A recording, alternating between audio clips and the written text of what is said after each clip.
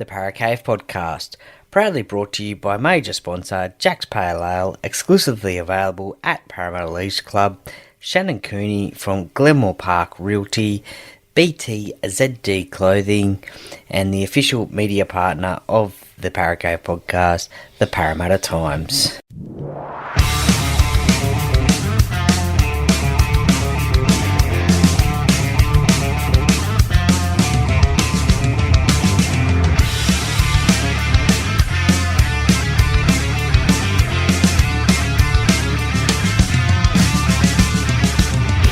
Welcome to another episode of the Para Cave podcast. And now over to your host, Troy Warner, broadcasting live from the world-famous Para Cave.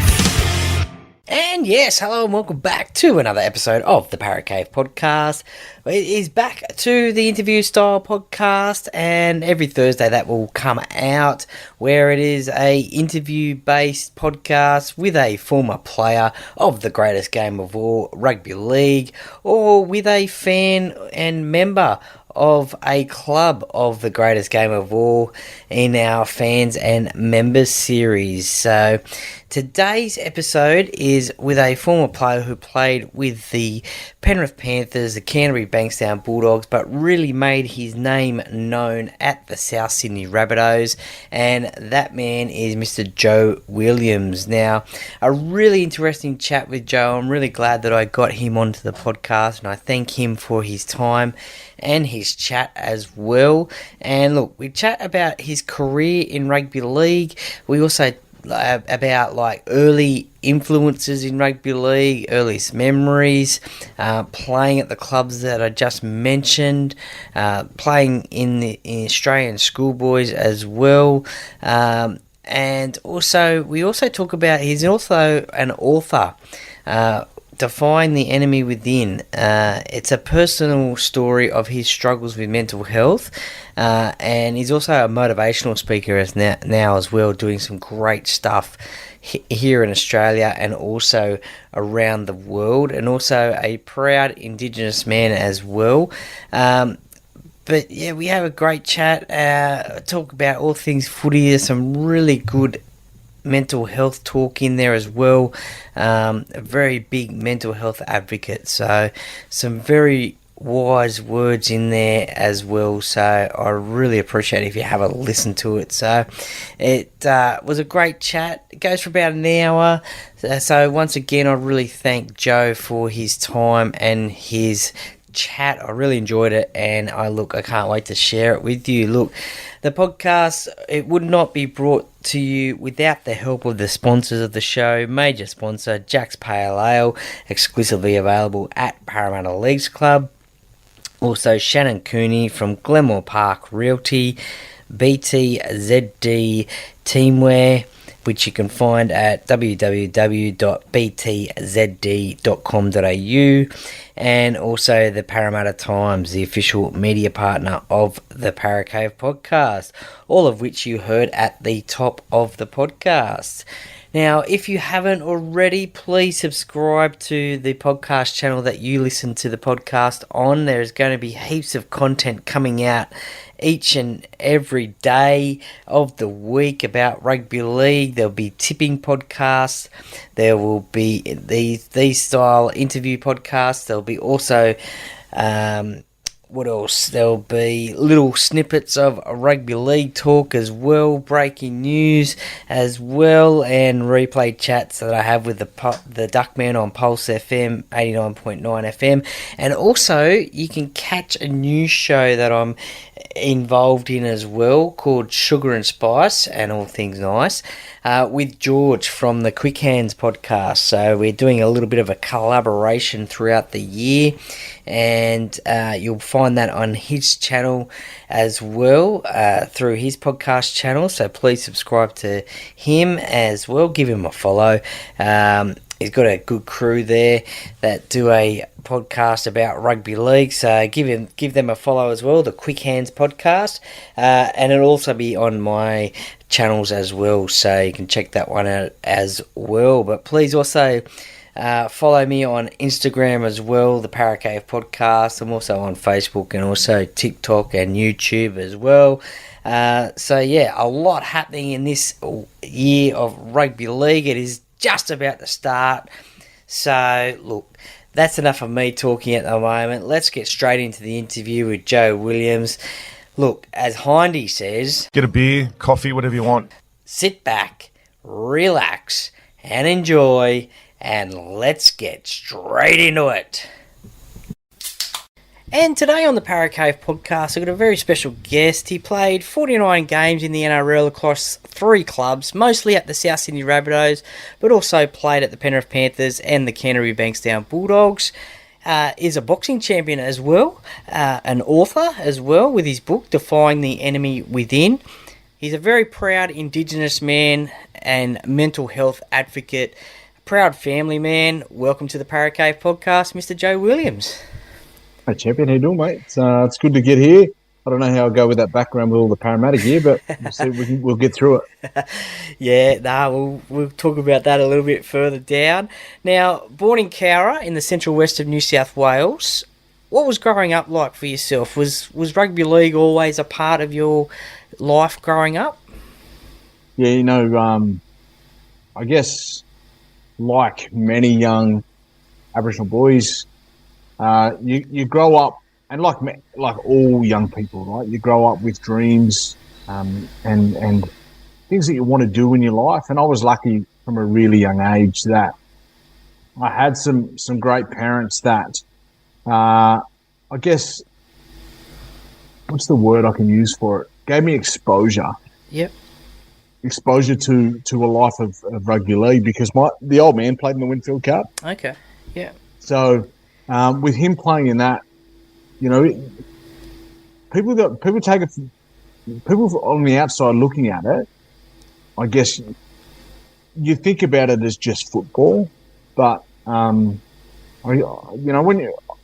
guess post career you dive into it a little bit deeper, and whilst football is great and the sport's fantastic, it's what we love, right? But it's the exposure to things that people don't see. That is, I think, some of the most life-defining things that you can go through as a professional sport person. Getting up when you don't want to, being sore and not wanting to train, but you have to. Yeah. Those little moments like that. Because my dad played on that path, I was always exposed to the right ways. To a degree, okay. If you know what I mean. Like, it wasn't just about Saturday morning and playing footy. It was more about the preparation of what you got to do. It's important to be with your team for training and things like that. It doesn't matter how good you are, if you're the best player on the team or the worst player on the team. Everyone contributes in their own way. And they're the little lessons that I was lucky to be exposed to at a young age. And, my dad was cited by Arthur Beetson, right? Okay. So, Wow. Who then went on to then sign me as a kid. Okay. Yeah. But when Arthur passed away, Dad, it probably chokes me up a little bit even thinking about it.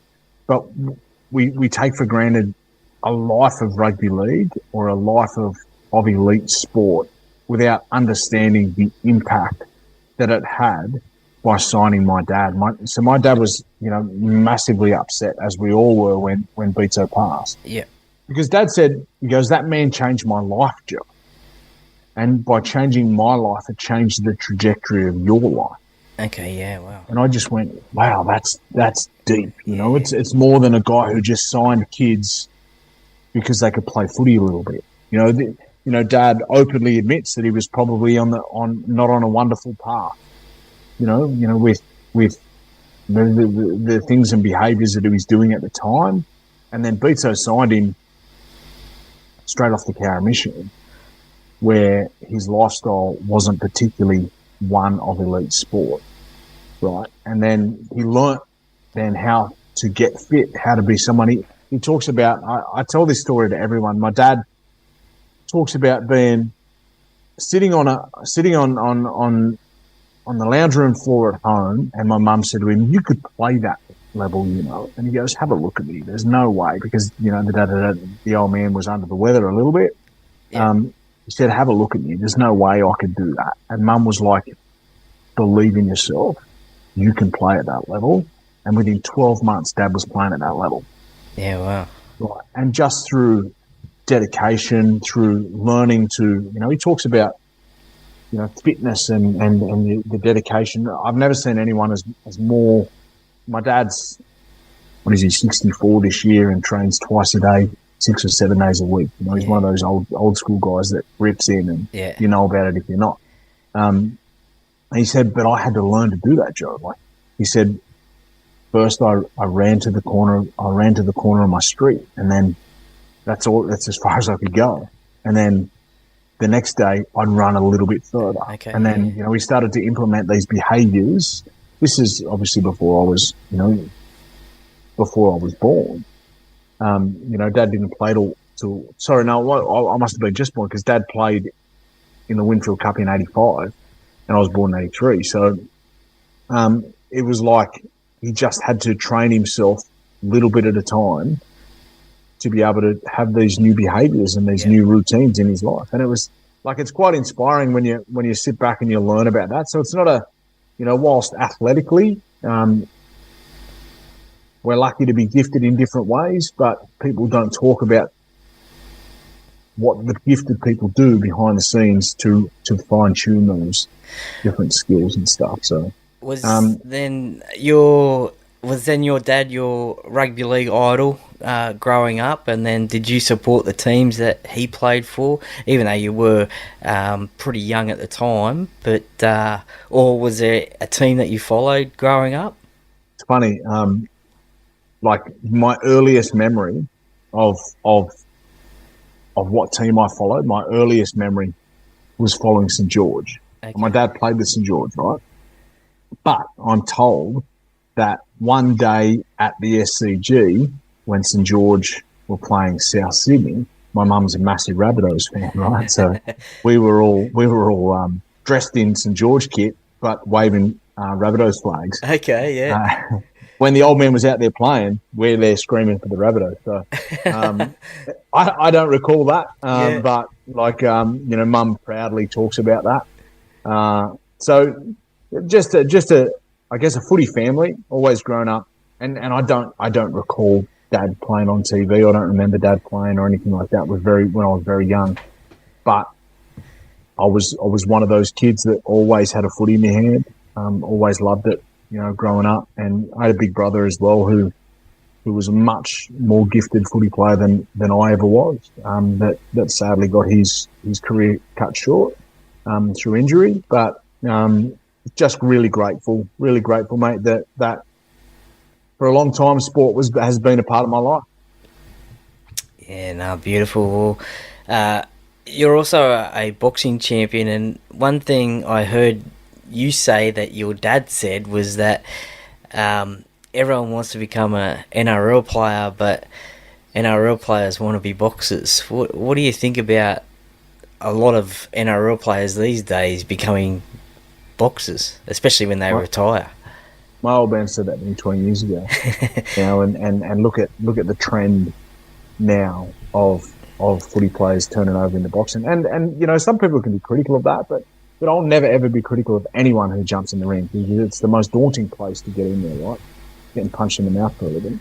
But what I will say is that rugby league players, they're athletes, and they'll always try, particularly, elite ones, right? Elite sports people, they'll always try and challenge themselves, whatever that looks like. And for me, any type of combat sport, particularly boxing, is one of those sports that is just such a personal challenge that you need to dig deep within yourself in challenging times, like being loaded up against the ropes, getting your face punched off. You ask yourself some questions, and, you ask those questions of, am I good enough to be here? Am I tough enough? What can I do to get out of these situations?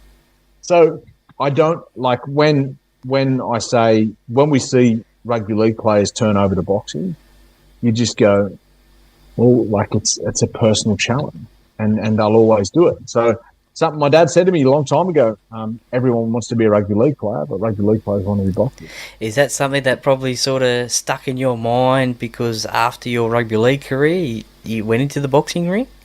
I grew up in boxing gyms because the old man always loved boxing, and he was a fighter as well. So I grew up. I knew how to hold my hands up as a kid, because of that. So we're always exposed to that. Again, exactly what I spoke to about earlier. Exposed to those behaviours around training and athleticism and pushing yourself, and like boxers don't just get out and swing their arms. There is so much of a technical aspect to boxing, and just the mental toughness that it involves. So I'd always, this is before the trend, I'd always wanted to be a boxer. Okay. Yeah. And, boxing for me, once I did it, like Dad was like, well, it was only a matter of time, because I grew up doing that, and I always loved that. And I guess, I probably wish I boxed before I played footy. Okay. It would have made me such a different footy player as well. And also, it just takes you to places that are deep water, and you got to learn to swim. Were you trained by Johnny Lewis? Yeah, it was funny, I was at South at the time, and I was in second grade, and I ran into Johnny at a local coffee shop.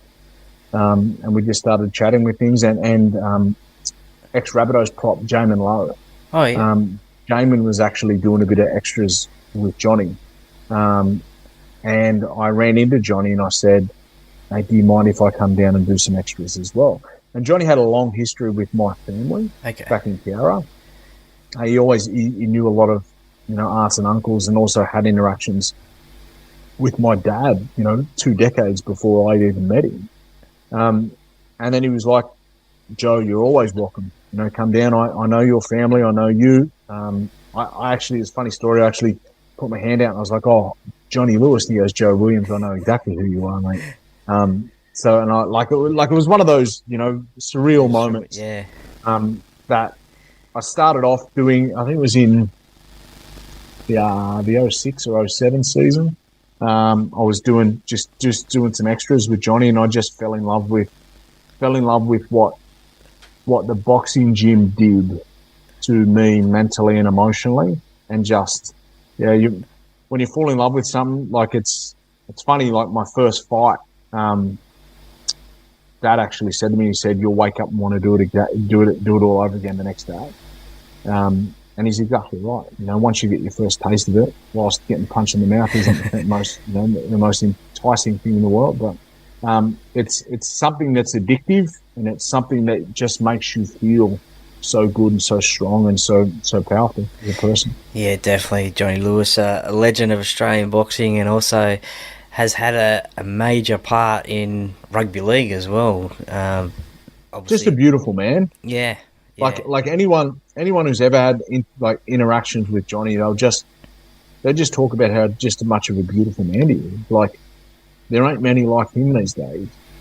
He was actually just recently, because my daughter, she plays in the Rabbitohs Tarsha Gale squad at the moment. Okay. And Johnny actually was at Erskineville Oval and rang me up. He said, I think Phoenix is training. Does she know who I am? I was like, of course she bloody knows who you are, and then I rang her. I said, Johnny Lewis is outside and he wants to meet me. So they had it was a cool moment, like my dad had interactions with Johnny, a couple of decades prior to what I did. Yep. And then my daughter and my son as well. Actually, my son actually did a little bit of work with him before he moved back to the country. He just has that infectious relationship with people that just want to be around him. He's just such a beautiful man. Yeah, no, that's awesome. That's awesome. Well, you make the Australian schoolboys team in 2001 alongside players like Greg Bird and Michael Wayman. Were you thinking at the time then, making that Australian side, that you think your footy career was going to really sort of take off then? I mean, representing Australia is a massive achievement. What was that experience like for yourself? Yeah, it was pretty cool. You know, you look back and again, you probably take these things for granted a little bit. You don't understand as a kid how prestigious some things are, and you know, I'm probably a little bit guilty of that. I thought I was the sort of kid that probably thought things had come to me a little bit too easy, and you know, probably didn't work as hard as I should have for that reason. Okay. You know, and it bites you in the backside. You know, at the end of your career. Because as I said, I played 49 NRL games. I believe I should have played a hell of a lot more than that. And it was through inconsistencies of what I did off the field, Okay. Rather than what I did on the field. But they're all learning moments and stuff. I guess you can't take back, but you know, they're moments that you can share with the loved ones in your life. You know, like my kids and so forth. So. Whilst playing Australian schoolboys, you think, yeah, I'm not far away, but I guess developmentally, you're probably a long way away. You know, you're only 17 or 18, and kids get, I guess, thrown into that cauldron as such of NRL life, and you don't understand the impacts that it has mentally each week. The psychological challenges that it brings every single week after week, the 26 rounds of the year. Well, you come up through the Roosters juniors and you kick the winning field goal in the Jersey Fleet Grand Final, and then you move to the arch rival, South Sydney, and you make your debut in 2004 against the Sharks. What are your memories of that night of playing first grade? It's a funny yarn, actually, and we talk, you know, so much about concussions now, but I don't actually remember a great deal of it. Okay. Because I took the line on in the first touch I had of the ball. We were attacking their line. I took the line. I've never actually seen the game, so I'd love to get back and have a look at it. But I took the line on and slipped, and I ran into a knee. I'm pretty sure it was Jason Stevens' knee. Okay. Which just, you know, for the rest of the game, then you're playing on instinct. Because I can't remember. I can't remember the game. Yeah, wow. At all. One thing I do remember about that night is that it's a funny yarn, actually. You know how you turn up for the game. You know, you at that level. You probably turn up for the game 2 hours before the game, right? Well, you're supposed to be at the ground for 2 hours before the game. If anything goes wrong, you know, then that way there's plenty of time. Yep. Get your strap in, get in. You know, watch a bit of reserve grade, all that sort of stuff. I was making my first grade debut, right? And all your life, you dream for this moment. You dream for it. Now, I was living in Matraville, and the game was, I think it was a Saturday night at Shark Park. And I don't know if you know much about that area, but getting from sort of Matraville around you know, coming from, you know, Port Botany, and then going through Brighton, the traffic there around the M5 is just like horrific, right? Yeah. Mate, I didn't calculate wonderfully. Okay. How long it'd take. And I actually was running a scratch late. Everything was not too bad, but then I took the wrong turn and ended up on the M5. Ended up on the M5 in like peak hour traffic. Just like stuck there for an hour, and I'm going, what am I going to do? Yeah. Little did I know, Paul Langmack was actually the coach at the time. Little did I know, he actually organised with my old man to present my jersey to me. Oh, okay. So the old man was in the car with me. He was like, it'll be right, mate. You know, like there's nothing you do about it now. We're running late. Just let the coach know. And I'm like, yeah, get there when you can, all that sort of stuff. Mate, get this. I got to the ground at Shark Park when we were coming back into the sheds from warm-up. Oh, wow. Right? 5 minutes before I run onto the field, and I'm just like pulling my hair out, running through there. And they're like, you know, just relax, you know, it's done now. I'm thinking they're not going to play me, all this sort of stuff. Little did I know the old man was presenting my jersey. So that's probably, there's two things I remember about that night, and it was, you know, how late I was, but then I played against Dave Peachy that night. Yeah.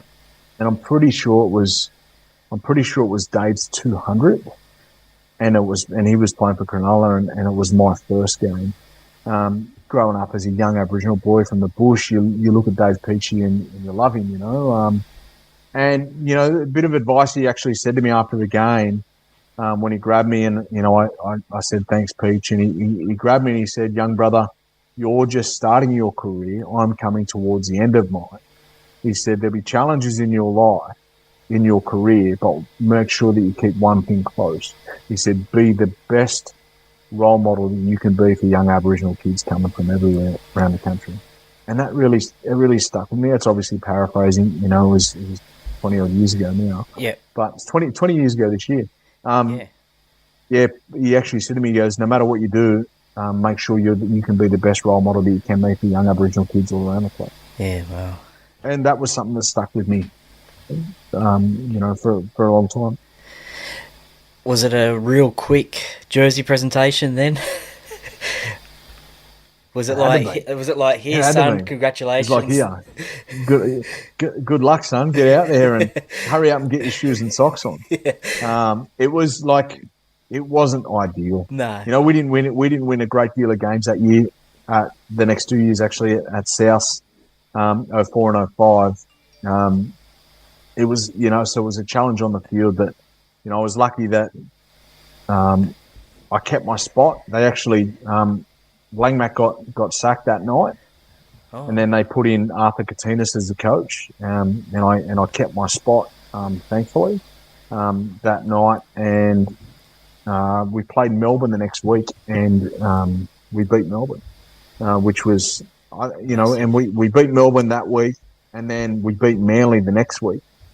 So games were very, few and far. Wins were few and far between in that season, but it was pretty cool that I got to play in, and I played okay in those games as well. So, which is, it's a cool memory. And your captain was Brian Fletcher. Now, we see him all on the Matty Johns show, and he's a bit of a comedian, but you got to see him pretty much every day. What's Fletch like? Have you got a funny story regarding Fletcher? Not particularly. I'd known Fletch a lot longer than that as well, because I started at the Roosters and Fletch was at the Roosters at the time. So I'd known Fletch for a lot of years, prior to going over at South. Actually, we're at one of the gyms at Coogee when we were training. We were training that week, and it was going into my first week of training. And he goes, geez, it's taken you a while to get up here, hasn't it? Like, he sort of had a crack at me, because he'd known me since I was like 15, 16, sort of travelling down from the bush to the Roosters. Yeah, no, fair enough. Well, you're also a goal kicker during your career. That debut game, you actually kicked 3 goals. And throughout your career, you had a 74% success rate, kicking 128 goals. Did you have a goal-kicking a hero or someone that you wanted to try and kick like? And was that always a part of your game? Yeah, ever since I was a kid, I grew up across the road from a footy field.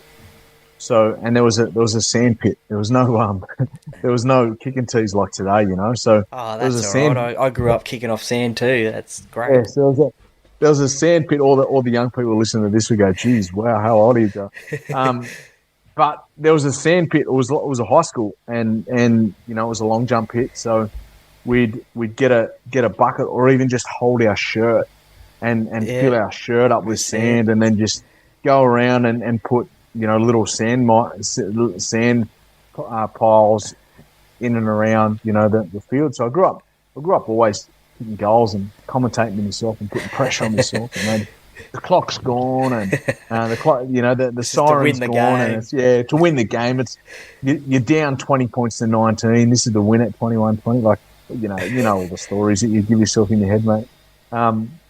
So I always loved the want to call it pressure, but I just knew it as my role, and I was lucky that I practiced a lot, and I had some good goal kicking coaches that actually just fine tuned some stuff that I actually the same tools that I teach my kids now, or even teaching young kids that I coach now, the same tips and tools from those goal kicking coaches way back then, I still share with young people that I interact with now, particularly my sons. I did a lot of work with Darryl Halligan. Okay, Obviously, he's one of the greats, but probably there was a fantastic guy who was living with Arthur, and the family were a big name within the Roosters because his brother, this guy's brother, was part of the board. He was an old Aussie rules player. He played in the VFL. Okay. His name was there was I can't recall which brother it was. It was either Harry Phipps or Peter Phipps. I'm pretty sure it was Peter.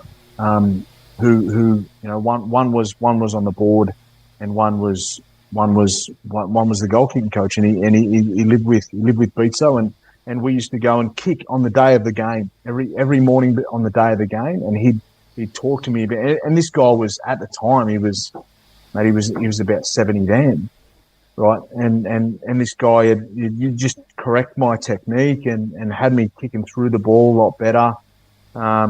And he was fantastic, Fipsy. In the early days of when I was 18, 19, 20, he got me in the routine of kicking goals on game day. Because you get your mind going and thinking through and looking at, rather than looking at the post, looking at something 30 metres behind the post, and a person in the crowd with a red shirt on, kick the ball to them rather than kicking towards the post. Little tips like that, and then I did a lot of work with, actually, the people may not know because he's completely from a different sport, but with Graham Arnold. Oh yeah. The Socceroos coach. Yep. And he was fantastic, Arnie, around all that sort of stuff. So was that really lucky to. Was that more kicking the ball? Because obviously in soccer they got a round ball and it's a oval ball in rugby league. So is that more kicking technique or with Graham? I think it was more about repetition of what you do, how you kick the ball. You have a look at a soccer player when they kick the ball. They're kicking the ball 30 and 40 metres downfield and kicking it directly to the player. So they kick it a hell of a lot straighter than what a lot of rugby league players kick. Okay. And then you look at Phipps, he was an ex-AFL player. So a lot of my technique stuff come from an upbringing as well. I played AFL as a kid down in Wagga. So a lot of my general play kicking, all I did, I never kicked torpedoes. And anything I did, I always kicked drop punt because I grew up playing AFL. So they're the little things, that little cool tips and techniques that I was lucky to, and rarely does somebody kick a torpedo these days, They just kick the ball end over end and put it up. Not a lot of the time. There's not a great deal of, I guess, precision kicking from anywhere outside or inside or outside 40 metres now. Yeah, it certainly was my favourite kick to do, the torpedo, when I was kicking a footy around. It was great. Everyone tried to get that ball to go around and around and around like a torpedo. It was great kick. When you left the Rabbitohs, you went to the Panthers and then the Bulldogs as well. Is that when the mental health struggles started to happen? Because you you only played one game for the Panthers and 2 games for the Bulldogs. Is that when the mental health started to kick in, or was there another reason? It's probably not when it started. Like the story as such is quite well documented now. Is that I'd struggled since I was a kid, and I used alcohol and drugs for a lot of years to silence what was going on, and those last years at the Rabbitohs I actually got sober. Okay. So I think a combination of not playing great footy, some injuries when I was at Penrith, and some inconsistencies around the stuff that I spoke about earlier. So like it was one of those things where I'd become sick and tired of being sick and tired. The noise was, when you take away alcohol and drugs, what I was doing for a long time was to silence what was going on inside my head with substance. You take away that stuff and the noise is sky high. So whilst it might look like the mental health challenges started then, it was probably the loudest that they were at the time during my career because I never had any substance to silence it. Yeah. So, it was always there. And I just didn't have the tools then that I have now to work, and live a life that I do now with still the same challenges. I just have better tools to be able to silence what it is rather than completely smashing myself, with substance. So, there was a lot of things going on in and around that time. And I guess you can't pinpoint it to anything, but, I can honestly own, what it was and why it was during those times. I can't point fingers at anyone. It was about me not doing the things that I should be doing, as far as working hard. And, you look back at it, there was an opportunity to stay at South for another couple of years. Okay. With a contract that was tabled, I knocked that contract back. Then I was in reserve grade then for a number of weeks. I got back, and by that point they'd already signed someone else, and it was time to look elsewhere. I got to Penrith. Things weren't ideal there. I had some good times at Penrith and some great great interactions with the guys. I really like those guys. I still get along with. Actually ran into Trent Waterhouse recently. Oh, yeah. And we recall, reminisce on certain times and things like that. But I'll never blame others. One of the best coaches I ever had, and he probably didn't get the raps that he should have because the teams weren't particularly successful in those times under him, was Matty Elliott. And I had a big rap on Matty. The only challenge I thought Matty had was that he was probably too smart for his players. Okay. Yeah. A lot of the players couldn't change things on the hop, because he was. I thought that he was a very smart coach. Was the idea to write your book, was that through your mental health struggles? Your book, Defying the Enemy Within, was that a thing that you thought maybe might help others get through similar struggles? No, I didn't, because I actually, I guess early days you think what you're going through, everyone goes through it, right? Because it wasn't spoken about. Yeah, not like today. Nah, like today it's louder than ever. Yep. The conversations, which it should be. And, 20 odd years ago, those conversations weren't happening at the kitchen table. They certainly weren't happening on social media. They weren't happening in public. So I guess, where the idea of a book comes from. I was doing some work in the US. Okay. Right. Actually, in the mental health space, and a guy I was working with, he had he documented his story in a book because his story is quite, was big. This guy, he survived the jump from the Golden Gate Bridge. Yeah, wow. And, so everyone was buying his book at all the conferences and all the different engagements that we had. I was staying with him, on and off, month on, month off for a good while, most of the year as such. And people were then coming up to me going, Joe, where's your book? Okay, like, yeah. What do you mean, where's my book? Like, I don't have one. And I'm like, you know what? With your story of, and this is why the NRL playing in America will be absolutely massive, is because they were like, we want to hear about rugby. We want to hear about your life in rugby. All that sort of stuff. And then I literally started writing long Facebook statuses, to then doing blogs, to then turning those blogs into chapters, to then going, you've got about 40,000 words here, mate. You can nearly put a book together.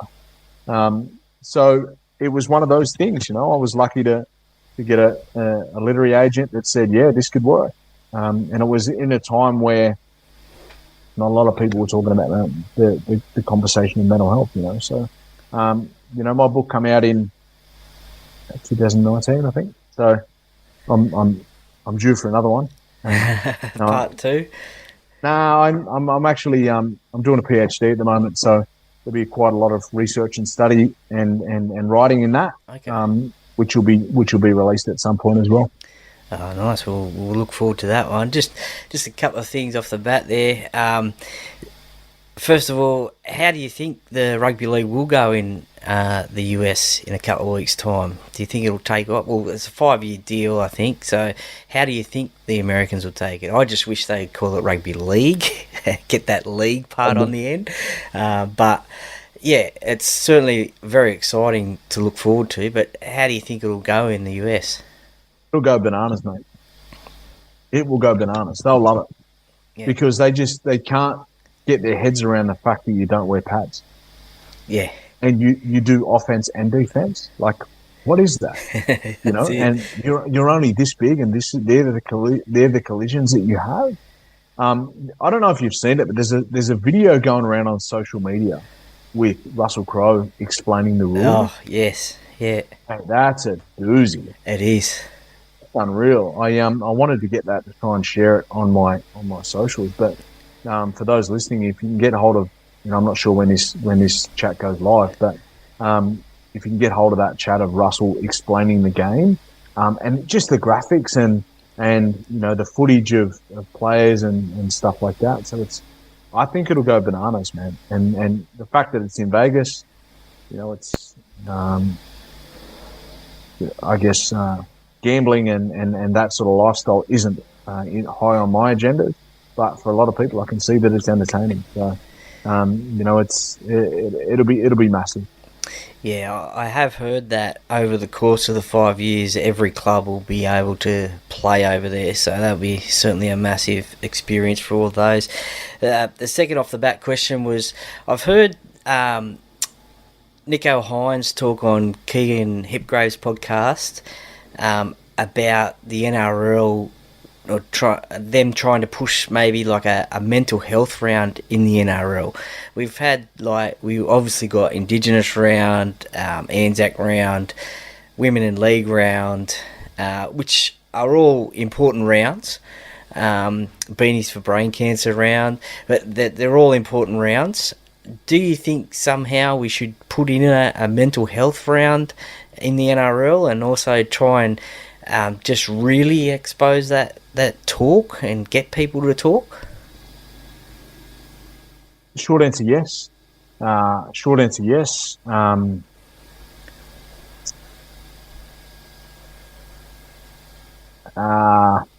do I say this? I've contacted the NRL for years about this. Okay, wow, yeah. With no response. Okay, yeah, wow. So, does it earn money for the NRL? I don't know. No, it's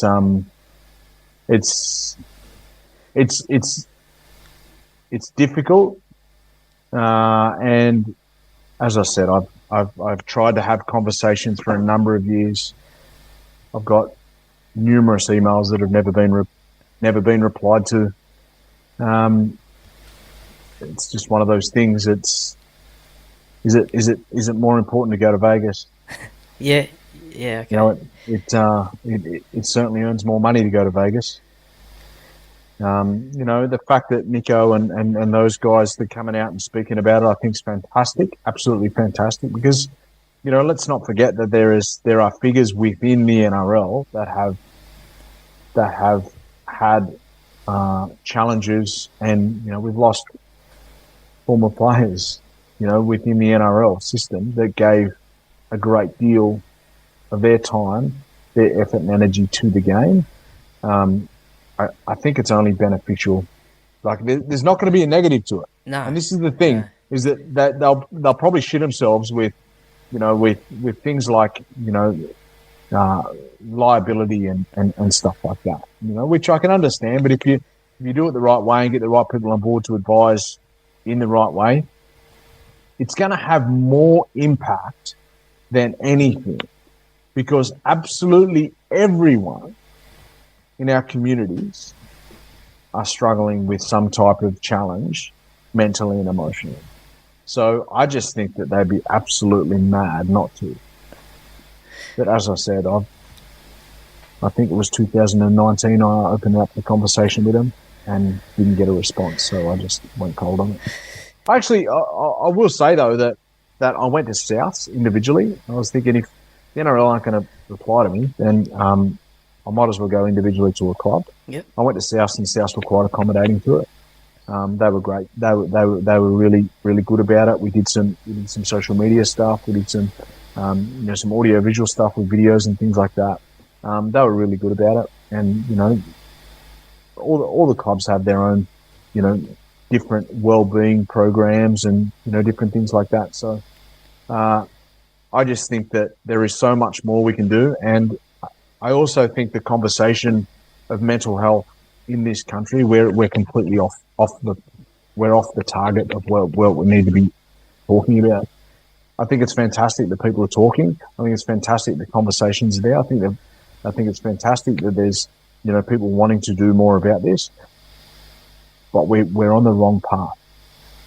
Let me explain that a little bit better. Here's a really easy way to understand it, is that if the conversations around mental health are louder than ever, and there's more people than ever talking about challenges with their mental health, and there's more organisations than there ever has been, and there's more training and education than there ever has been, and there's more organisations and more money being pushed into the sector than there ever has been, right? Then why are we dying more? Yeah, well. Yeah. Like, it just makes no sense. It makes no sense. So put it this way, we're sporting people, right? We love sport. If I'm a coach and people invest millions and millions and millions and millions of dollars into me year after year after year after year, and I get no results, what happens to me? Sacked. Gone. I get sacked.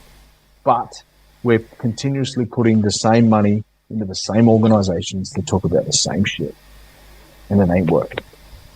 So that's why for a long time I was in the mental health field and sector with what I do, and my work has changed dramatically from what it was in the beginning, whilst it's still in the space of social emotional well-being. I come at it at a very different angle to what I used to. Right? As I said, we're all talking about it now. Everyone's got a story. Everyone's talking about it. There's more money than there ever has been. There's more organisations than there ever has been. There's more education and workshops and tools than there ever has been. Yet we're getting sicker more and we're dying more. So it's a big indication that what we're doing is not working. Yeah, certainly something needs to change, and let's hope that we can get a mental health round in there, just so things can change. I think it'll be beneficial. Oh, definitely. It's only going to be beneficial, right? And it may not save 1 million lives or the amount of lives that we need it to, but if it saves one, it's better than not doing it. Absolutely, 100%.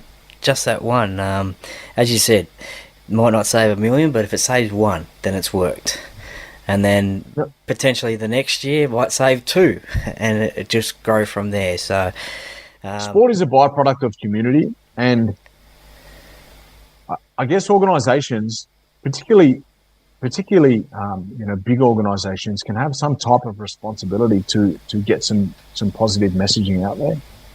We don't do it with the amount of gambling ads that we have. We have a gamble responsibly at the end, but the amount of gambling that we talk about in our communities, and like the alcohol issues that are in our communities, and the off season when we here we go again.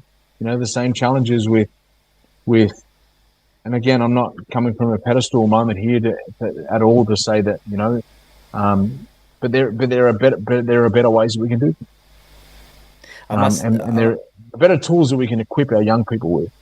Read this stuff.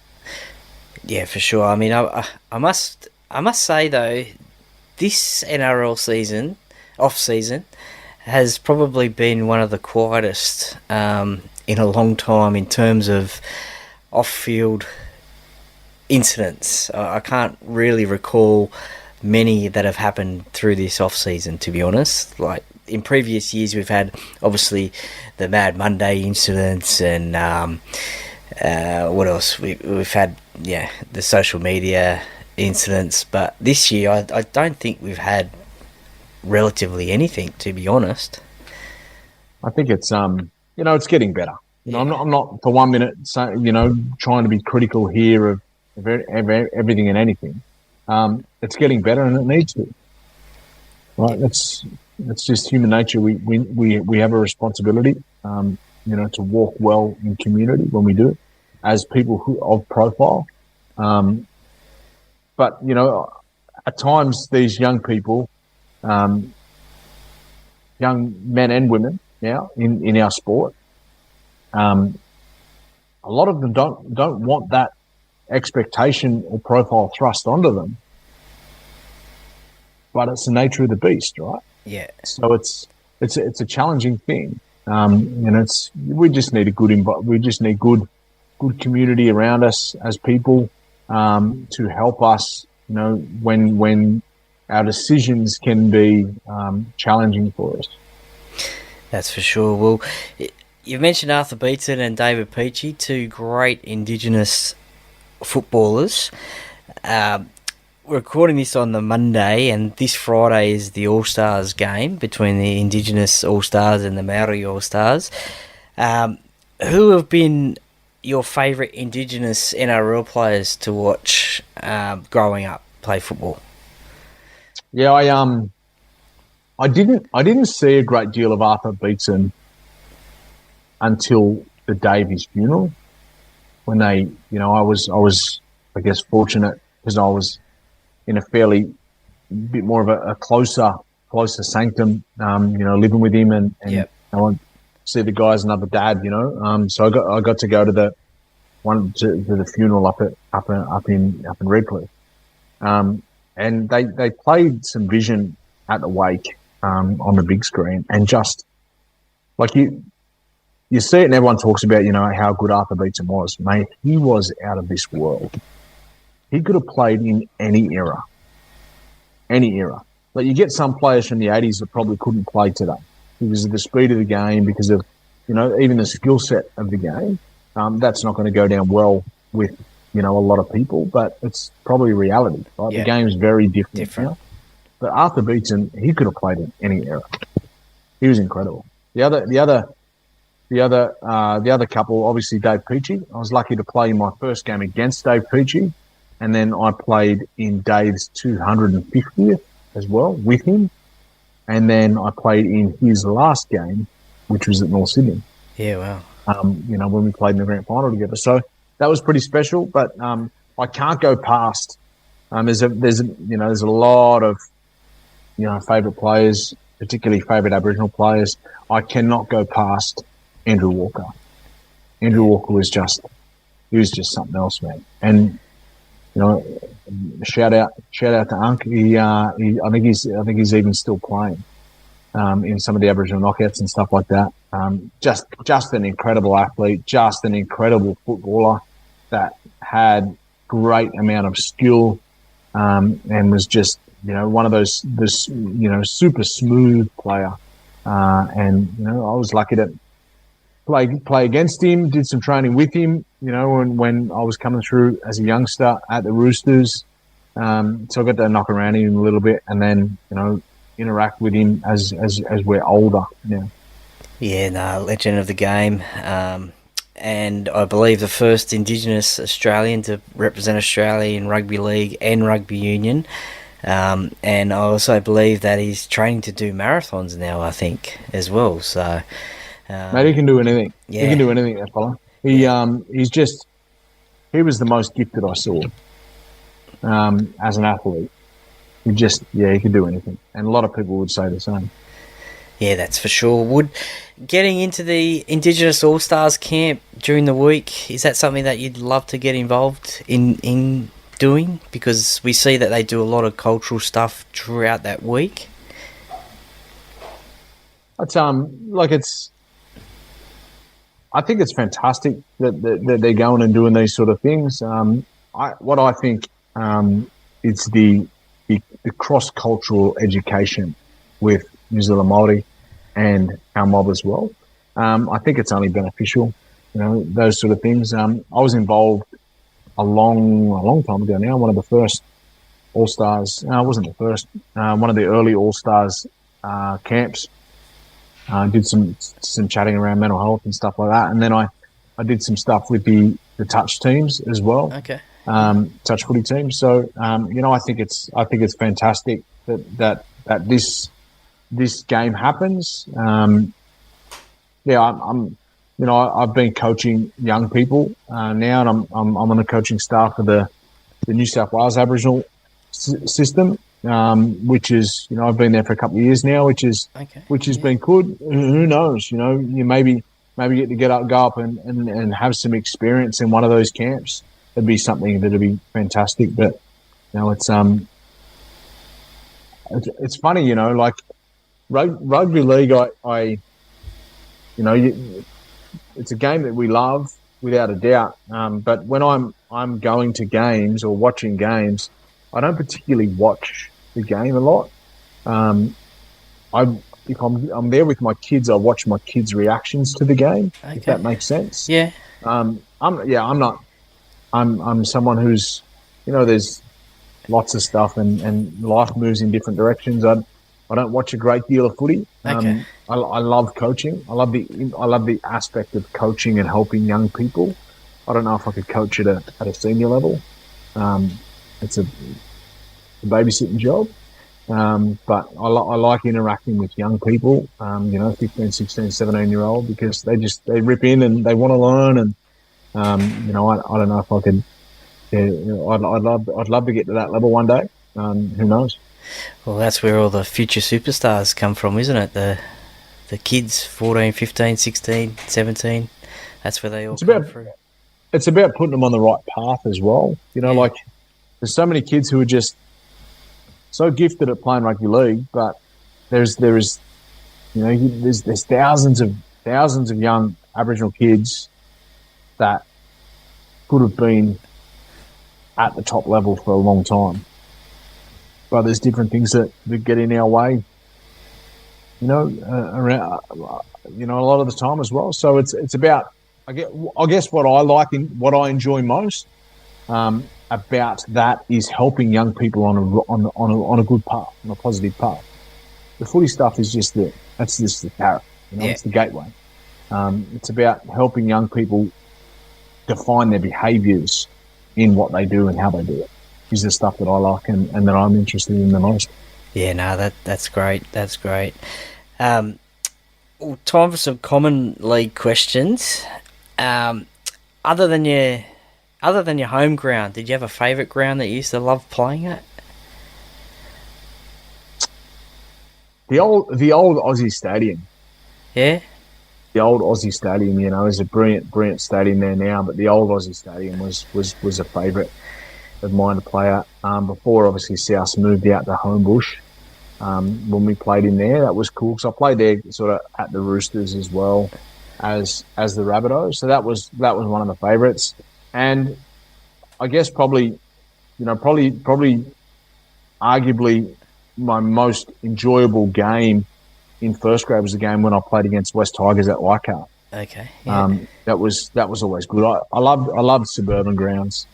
Yeah. Country suburban grounds. They're always cool. That's it. Did you have a least favourite one you hated playing at?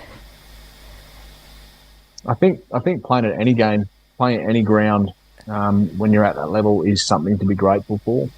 When you look at it, like I'm a kicker, I'm a halfback, goal kicker, general play kicker, and a halfback. What impacts our game the most as a halfback, as a kicker, as a goal kicker is probably wind. Yeah. So playing at Central Coast Stadium was always challenging. That was always challenging because it was right on the water and the wind was always, smashing through there. But I was someone who absolutely thrived at playing in the rain. Oh yeah. Because there is so much emphasis on kicking when you're in the rain. And that was probably one of the better parts of my game is kicking our teams into the right spots, and you can get such an advantage by doing that. So playing in the rain, I always loved playing in the rain because a lot of people hated playing in the rain. So it's one of those things, like I love playing in the pouring rain and I love playing in the stinking hot heat because people get tired and I'm only a little bloke. It's a benefit for me. But then playing in the rain, you've got to think a little bit differently, which I loved, and I love being able to teach that to my kids now. Particularly the ones, obviously the ones who play rugby league. So, and the boys are getting to an age now where they're starting to think strategically a little bit. Yeah. And then my girl, she's an outside back as well. So, wind and rain will impact everything that she does with her game and the way that she plays. Yeah, definitely. I used to love playing footy in the rain. It was great, just sliding across the place, and it was great. But you don't see the grounds these days look like what they did in the 80s, 90s, even the early 2000s. But the grounds these days, footy players don't know what they're missing out on these days. I think as well, like because of the grounds are in such top nick, whilst the ground isn't wet, the ball is always obviously wet. So what you'll see is you mightn't see different challenges with people getting beat with footwork, but you'll see a lot of drop ball. Yeah. The ball will pop out and stuff like that. So it's just in a different way. That's it. What's the best goal kick you ever did? Can you remember what that one was? Was there one that stands out? There's one again at Central Coast Stadium. I hit it and I was filthy on myself because I hit it and it went left straight away. So then I turned around and sort of, threw. I was filthy at myself, so I hit myself on the leg and stuff like that. And then the crowd went up, so I was like, "What's going on?"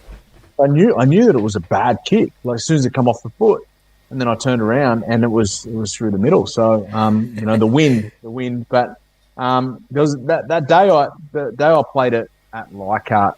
I think I kicked about 6 or 7 from 7 or something like that. That day, there's some footage of kicking a goal at Leichhardt from the chalk, nice. Which is right in front of the hill. It was the game.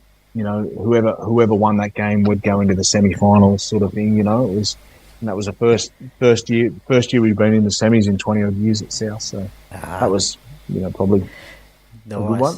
I guess as a memorable one though, it was one that I missed. Okay. I missed actually. It was the one in the. Remember how you mentioned that I kicked the field goal in the grand final in the 20s. I kicked one from the chalk to put us 6 points behind, and then we scored 10 metres in. One of the hardest places to kick on a goal on the field is the cross intersection that's 10 metres in from touch, right? Yep. So you're like on the 20 metre line, yep. 10 metres in touch. There's lines everywhere, all sorts of distraction, all that. And I was hitting them sweet all day. And this goal was easier than the goal that I kicked 5 minutes earlier. And this goal actually would have put us in front. I hit it and it was going over, and then it just swung at the last minute and hit the post. I remember that, and then that's when we had to go downfield to get the field goal. Obviously, then that you switched on really quickly, put that on the back burner, and that's when you went and kicked the field goal. As a goal kicker, that's what you got to do. There's days you hit them good, there's days you don't hit them real good at all. So I think one of the biggest things about sport is that whilst we're strategic as rugby league players, you're always going to be present. So if I kick the goal and it misses, I can't dwell on it for 10 minutes. I've got to think, what's my next job?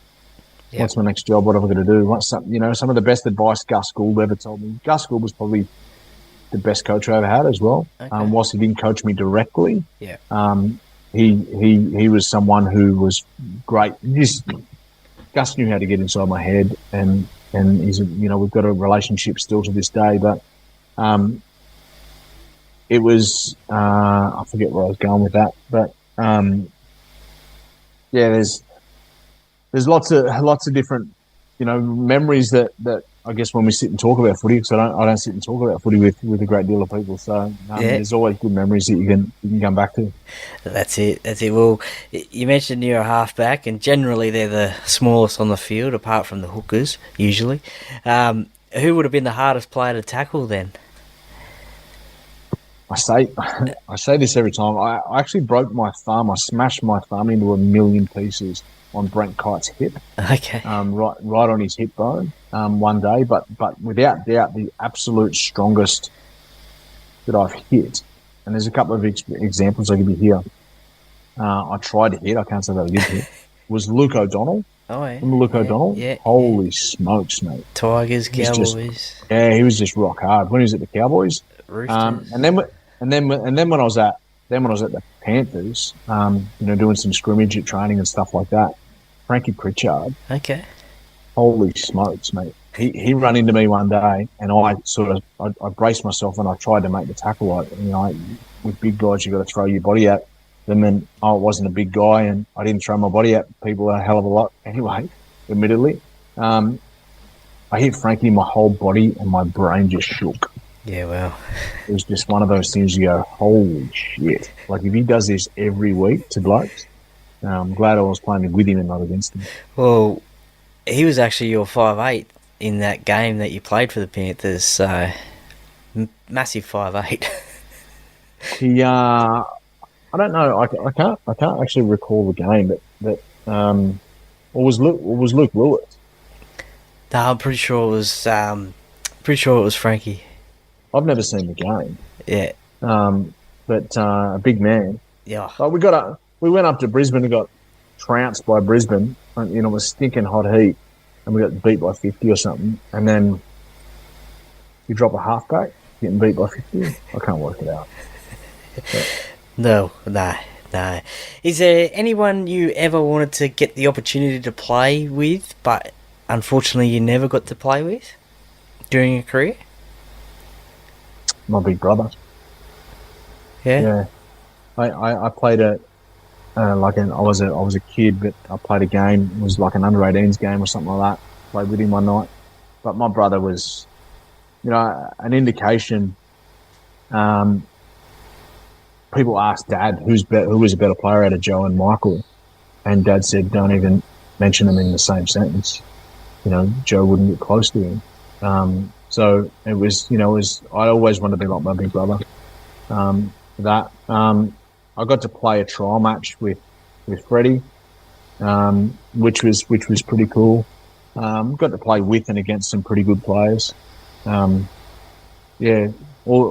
like I said, I fell short of probably where I wanted to get to as far as how many games I played and all that sort of stuff, but that's just life, and it's experiences that you can come back to now and share with other people. Without a doubt, rugby league for me was fantastic, but the work that I do now in community is, far outweighs it as far as importance goes, which I'm super grateful that I got to do. And, whilst, as a rugby league player and as a boxer, I'm really, really grateful that I get to do the work that I do now in community. Yeah, well, you certainly are doing some great work in the community. I've seen it on your socials. The reason I didn't say my dad to play with is because I was lucky to have 2 seasons playing with my dad. Okay, that would have been pretty cool. Yeah, as a kid, I was only 15 and 16. As a kid, I was playing grade footy back home in Wagga, which was that was cool. Yeah. My dad was I guess he was a known sort of guy in and around the community, and he was a fearsome sort of guy, and let's just say when he didn't play, people let me know it. There's probably when not... he played. He played, I was looked after. When he played, I was looked after. No one went near me. But when he didn't play, they made sure that. And footy, what it was like, 25 years ago now. Footy then wasn't faster. It wasn't.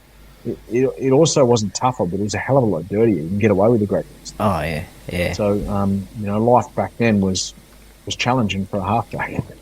I mean, there's probably not that many people or players that can say that they played with their dad in the same team. I mean, obviously there's players who their dad played for the same team that they played for. There's obviously Ivan and Nathan, the coach and the player, but not father and son in the same side. 2 seasons I got to play with him. Yeah, that's pretty cool. Yeah, so it wasn't just a one-off. I got to play with him for 2 seasons. My oldest boy, he doesn't play rugby league. He plays Aussie rules. So I had to go and have a game with him playing Aussie rules. So it was pretty cool to be able to do that. Yeah. I didn't know what I was doing. Running around kicking the ball everywhere. That's all you got to do, isn't it? Just run around, kick the ball or something. I don't know much about AFL. Let me know about it when I was messing up. Yeah. We'll wrap things up with a quick top 10 and the set of 6. The quick top 10, you can probably elaborate if you want to. Seinfeld or Friends? Friends. Okay. Yeah. Coke or Pepsi? Coke. Ooh, hang on. I think maybe I went off the handle a little bit. I'm a Pepsi Max man.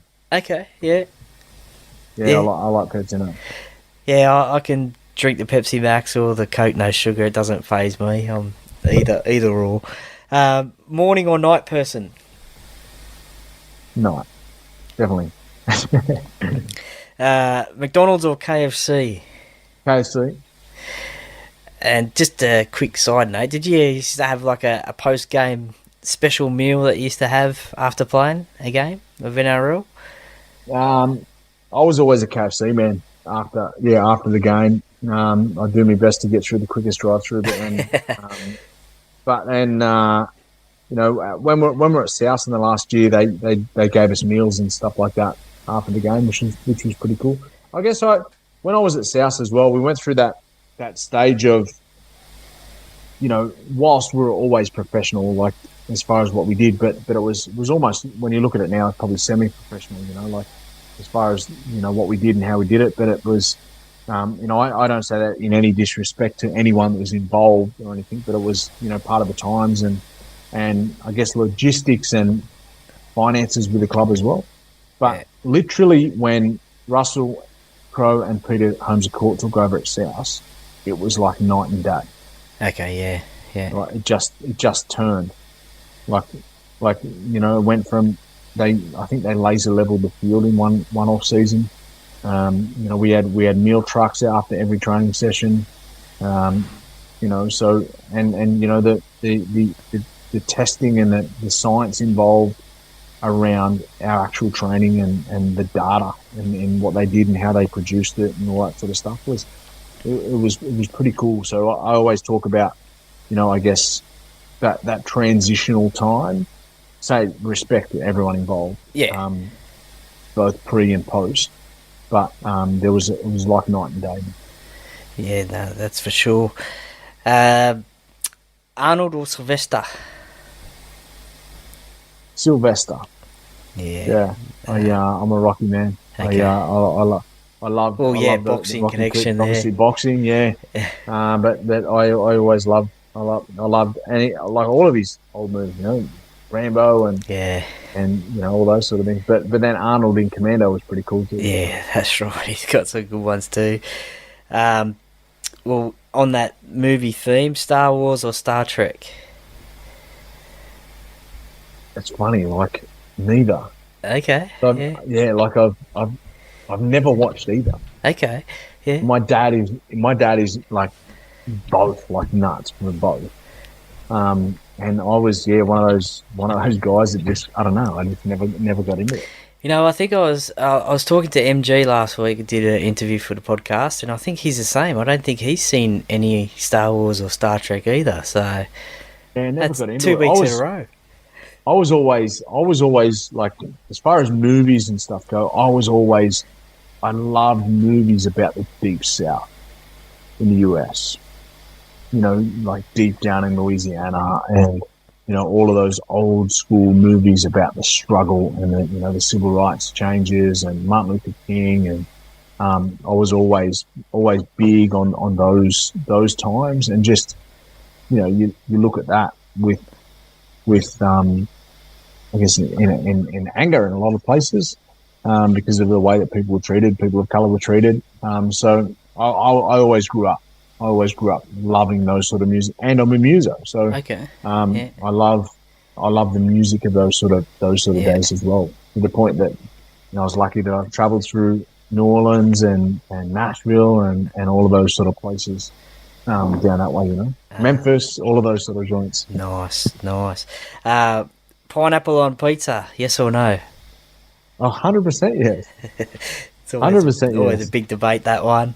My kids hate it. Yeah, I mean, as a kid, I used to pick it off pizza, but now I can put up with it now. Pavlova, is it Australian or Kiwi? I don't know. I don't know. Like, it's, I guess you grow up where in a family or a time where having ice cream was a luxury. I didn't know what pavlova was until I finished school. It's just so foreign. Some foods are foreign to many different communities. Yeah, that's it. I probably left that a question in after asking Darryl Williams a couple of weeks ago, that one, so I might need to change that one. Queensland or New South Wales?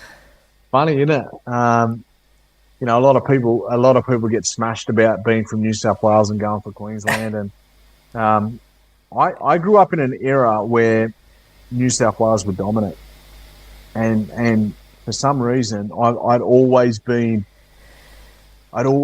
someone. Our family had always been people who loved the underdog, right? So Aboriginal family, in a time and place where colour was seen as different, and all of that. So I grew up loving, and the association and relationship we have with Arthur Beetson, even as a young age, because my dad lived with Beetson as well. So I'd always gone for Queensland, so much that it's ingrained now. And it's funny because everyone gives it to them, but I say, I guess the white borders and the Aboriginal borders are different. My grandfather is a Gomeroi man, which goes up over into the borders of Queensland. So okay. I throw it back to that. What would you have done if you ever made State of Origin? Well, I played New South Wales schoolboys and all of that sort of thing as well. So how did that go with you in the back of your mind supporting Queensland? You hate the Queenslanders then? Yeah, on the field. Yeah, it's funny, but I don't particularly go for teams or clubs or states. Okay, I go for players. Yeah, okay, yeah. I go for players. So I'm close with certain players and stuff. So when Fox is playing for New South Wales, I go for Fox. Yeah.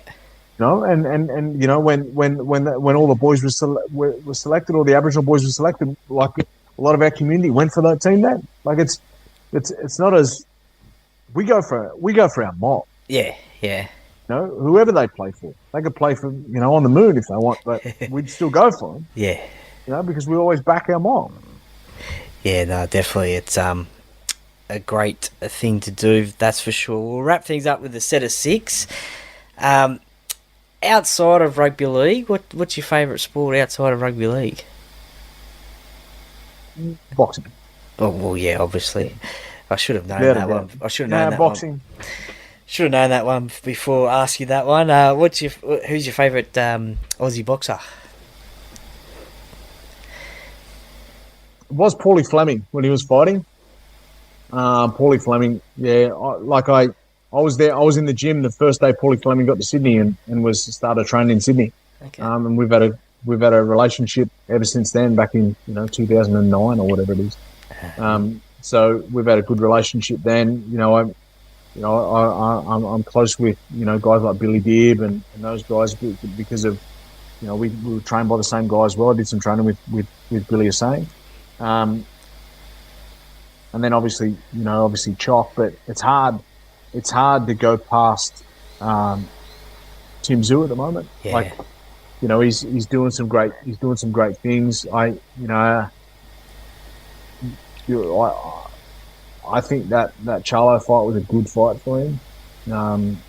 So, but some of the guys he's got now, I think he wipes Thurman out. Like, Thurman's been out of the game and I'm no expert in this, but boxing and activity is huge. Obviously, Thurman has fought at a very high level for a long time, but the guy was out of the game for like 2 years and he gets a world title shot. I think Zoo wipes him out. Well, yeah, shout out to Tim Zoo. If he ever wants to come on the podcast, he can, that's for sure. He's a bit of a rugby league fan. I think he's a South fan, to be honest, as well. And I hope he does knock out Thurman, because I saw the press conference of the announcement of the fight the other day, and geez, that Thurman carried on a little bit, I think. But I guess that's boxing. That's an American boxer, and that's what it's all about. Not a lot of like Chalk, when Chalk was talking as well. But mate, Anthony Mundine is one of the kindest blokes you could ever meet. He'll give you your shirt off his back if you needed it. There's a hell of a lot of stuff that Chalk has done for a lot of people that not anyone knows about. Just because that's him, that's his nature. Yeah, another legend of rugby league and boxing as well. And shout out to Chalk as well if he wants to come on the podcast. Happy to have a chat. Favourite holiday destination? I don't know, if I'm honest, because I've never really been a holiday person. Okay. Yeah. I like places that are quiet. Like, I could literally sit inside my house with no one around and just be there and just love being by myself. Yeah. So probably, like, I guess in line with that, somewhere like the South Coast, just nice somewhere spot. secluded and a little bit more, separated from the loud noise and stuff like that. So, the boss, she loves the Gold Coast and all those places. I've been all over the world with the work that I do and stuff like that.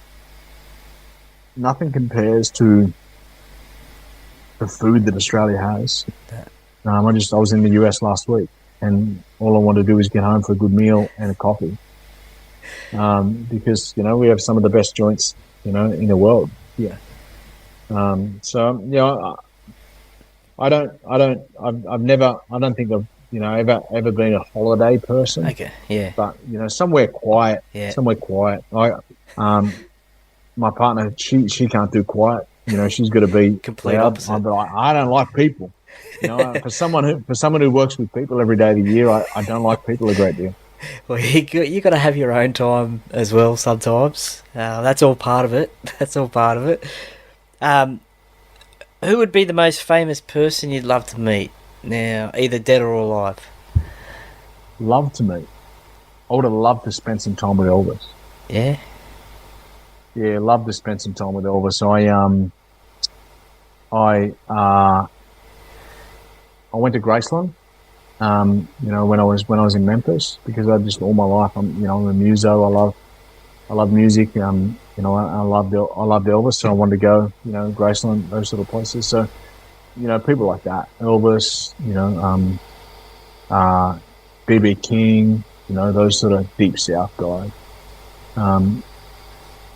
But yeah, I'm lucky that I've interacted with some pretty cool and pretty profile people across my life. So people are people at the end of the day. Like, I'm not interested because they're rock stars or whatever. I'm interested in what makes them tick. I'm interested in why they are the way they are.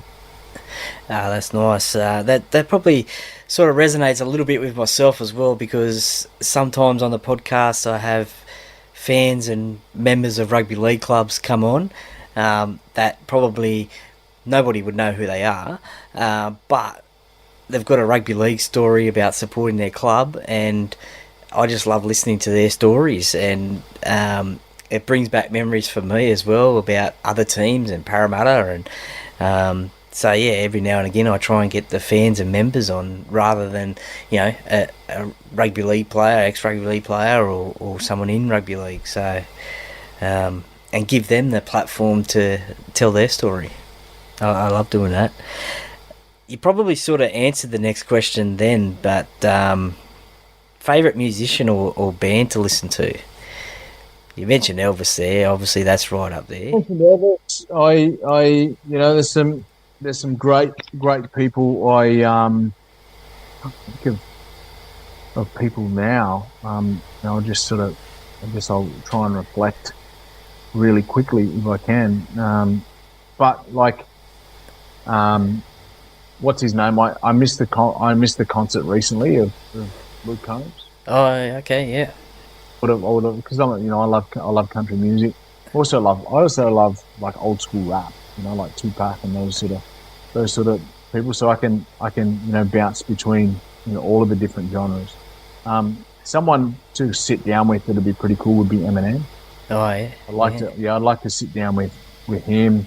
But then also old school people like country artists like George Jones and even Garth Brooks and those sort of people. So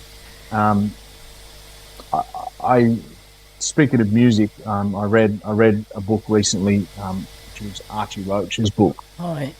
Tell Me Why. That was brilliant. That was beautiful. So just looking at, again, I love them. I love the music. I love the art, but I also love why people are the way they are. And Archie Roach's story was absolutely incredible. Yeah, definitely a legend of Australian music, that's for sure. What's your favourite Eminem song? Lose Yourself. Yeah, that's a good one. That is a good one. What's your specialty dish in the kitchen or on the barbecue? Mate, I like cooking pastas. Yeah. I like cooking pastas, and I don't mind cooking burgers as well. Nice. Yeah. So I like being in the kitchen. Nice. Yeah, I like. Does pineapple? I gotta say that again. Does pineapple go on your burgers? Only sometimes, not always. Yeah, not always. Yeah, that's fair enough. That's fair enough. And the last one, which 3 former players wouldn't you want to be stuck on a deserted island with, and why? Wouldn't want to be. Yeah, who do you think would probably annoy you enough if you're stuck on a deserted island? I don't know honestly, because I get along with all people. Because of the work that I do now, like I said, I alluded to earlier, it's not anything to do with like mental health anymore. It's a lot of why people are the way they are. So understanding the mechanics of the brain and the experiences that people had, how it shapes their behaviours. So I like to psychoanalyze everything. So it'd probably actually be beneficial for you then if you were stuck on a deserted island, because you could really get into them. I can dig into it. Yeah. Well, which 3 former players would you want to really get into then? Someone who I admire and respect a lot. So I don't really go into people who I don't like. I don't like it. People who I don't like they're not stuck in my mind, So like they're already gone from my mind. But Freddie Fittler, yeah, I got a massive amount of respect for Freddie. Yeah, I think he was obviously, he's probably one of my all-time favourite players. Yeah, same. Just the diversity of his game and where he played in different positions and how dominant he was in those positions. Yeah, again, I don't think about footy a great deal, so it's not. Okay, what about you mentioned Freddie Fittler there? What about people outside of rugby league? Is there 2 people that you'd love to, get into the minds of on a deserted island then? I'd love to sit down with Robbie Williams. Yeah. Yeah, Robbie Williams, the singer. He's someone who's had, a life, as far as, being the party boy and the pretty boy and all that sort of stuff. So all that, I love digging into the mind of people, the psychology of people, but also Oprah. Okay, yeah. I'd love to sit down with Oprah. There's different challenges. If you understand Oprah's story, there's different challenges around all sorts of stuff. Again, that same narrative of, and this particularly was probably because of what some of the movies I've seen her in, but that same narrative of from the Deep South, of living in a time of racism and stuff like that. They're probably characters of Oprah from movies and stuff, but they're the sort of people I like to understand. Yeah, nice. So, well, that'd be certainly some great conversations and interesting conversations, that's for sure, with those three. There's a brilliant book. There's a brilliant book that Oprah was a co-author on, and I talk about this book on every opportunity I get. It's called "What Happened to You," and it changes the conversation of what's wrong with people to what happened to people for them to be the way they are. And once you understand what happens to the body, to the brain, physically, emotionally, with every interaction that we have, once you understand that, you understand that every behavior, there's a reason for it. And that book was an absolute game changer, which is by Oprah and Dr. Bruce Perry, which I encourage everyone to get their hands on. Yeah, no, it sounds like something to definitely get the hands on and have a read of that for sure. Well, Joey Williams, thank you very much for joining me today on the Para Cave podcast. I've really enjoyed the chat. A player that I watched play his career, and I hope one day to catch up and say good day and have a chat with. So thank you very much for coming on the Para Cave podcast today. Mate, you ever see me around, make sure you pull me up and say hello. I'm always good for a chat and a yarn to people, so make sure you grab me. Will do. Thank you, Joe. Thanks, brother.